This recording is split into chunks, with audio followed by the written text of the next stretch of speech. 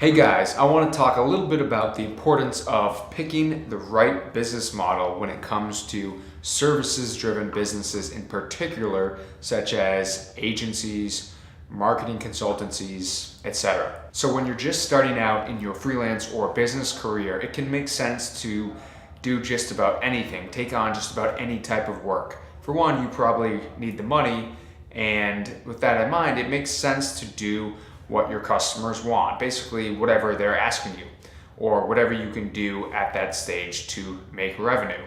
And really at that stage, it's more about the experience you're gaining in entrepreneurship and building a customer base and getting some case studies so you can sell more, and really just about the whole process and what you're learning.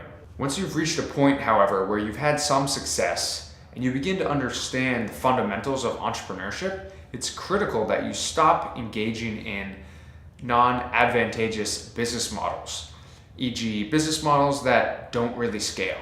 If you want to build a business that's going to have a life-changing impact for you and not just, in effect, really just create a job for yourself. And that's really the difference between being self-employed, e.g. working for yourself, where you still in effect have a job, and owning a business, where you can disappear for a time, and with the business systems and business model in place, the business is still making you money just fine. So after you've had some success and you have the luxury to be a bit more choosy, or you're starting your second business or your third, you have to realize that getting involved in a business model that you know is just okay is kind of like getting involved in a marriage that you know is just okay. Why would you do that? It's a ton of emotional, personal, and energy investment, and for what? No one is forcing you to do it also. So really, just don't do it. Don't get involved with business models that are just okay. Your business model and your execution are really what determines the reward that you get from your entrepreneurship. Your actual idea is comparatively not very important at all. Your reward financially is really about the right business model and extremely solid execution. And this is such a key point because most people focus so much on having the right idea when it's really business model and execution.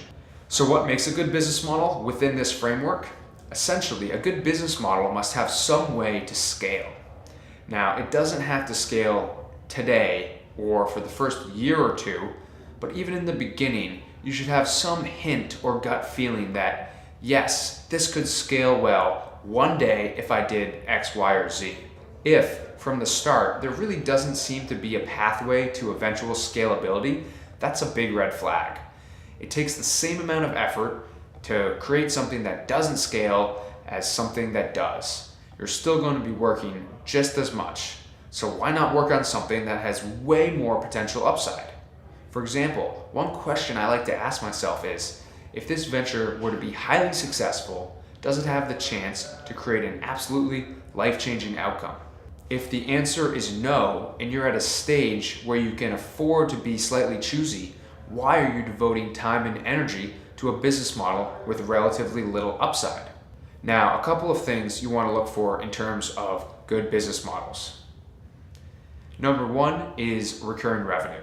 It's really hard to hire people and grow when you don't have the predictability of recurring revenue. When your revenue is extremely lumpy or all over the place month to month, it becomes much harder to confidently make the investments, such as employees, that you need to grow. This is one of the biggest reasons I would put recurring revenue as the number one aspect of a business model that is worth engaging in. Number two is the potential for efficiency. Is there an opportunity for exponential growth, or at least greater than linear growth?